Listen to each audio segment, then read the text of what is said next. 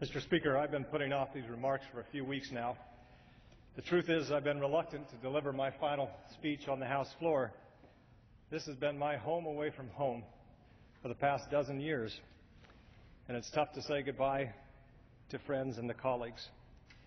When I'm asked what I enjoy most about this place, I respond without hesitation. It's a given House floor. To be sure, much of what is said here is scripted, with members of both parties playing their designated role. Too often, talking points serve as literary guardrails, but ever so often, genuine debate breaks out. Spontaneous points are made, members are persuaded, and minds are changed. This frequently happens late at night, when members are less concerned about whether folks are watching at home. I wish more people would tune in during such non-scripted discussions. It represents Congress at its best. My first 6 years here were spent in the majority, followed by 4 years in the minority, then 2 years again in the majority. Having experienced both, I can tell you that I prefer the majority. But either party holding the reins of power should recognize that their grasp is tenuous, and that's a good thing. Both parties benefit by taking turns in the wilderness every now and then. Over the past 12 years, I've offered hundreds of amendments, privilege resolutions, and points of order in this chamber. These offerings, most of which were to curb spending, were not always successful. In fact, the vast majority of these offerings resulted in far more red marks next to members' names than green marks up on the wall above me. But I like to think that we, over time, made a difference, and that this institution is better for it.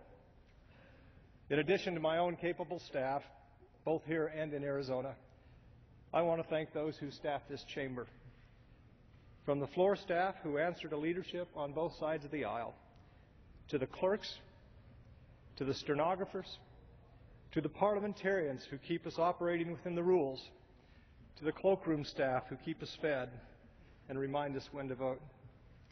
I've found that there resides in individuals an abiding love and a deep respect for this institution. Most of all, I want to thank my family, my wife Cheryl, Ryan, Alexis, Austin, Tanner, and Dallin. They have been supportive, patient, and long-suffering in dealing with a schedule that is anything but family-friendly. Thank you.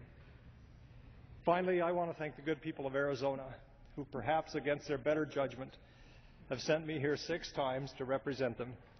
I will be forever grateful.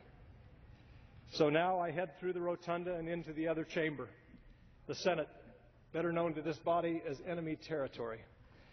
I've used that phrase many times myself, for which I will have to now repent. But at least my penance will be practiced during a 6-year term. A few weeks ago, the 12 newly elected Senate freshmen were invited to the National Archives. Before our meal, we were taken to the legislative vault, where we viewed the original signed copy of the first bill enacted by Congress, as well as other landmark pieces of legislation and memorabilia. Oaths of allegiance signed by Revolutionary War soldiers, witnessed by General Washington. Documents and artifacts related to the Civil War, segregation, and women's suffrage were also on hand.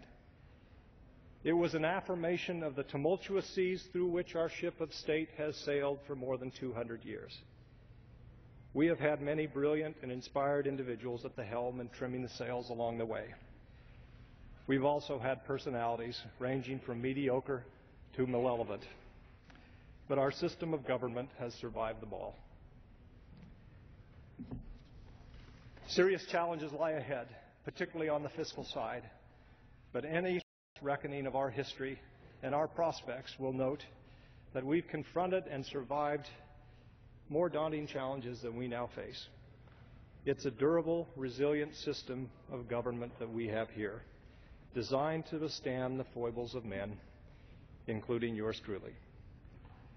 May God continue to bless the United States of America, and may He be ever mindful of this great and honorable institution, the House of Representatives, the People's House.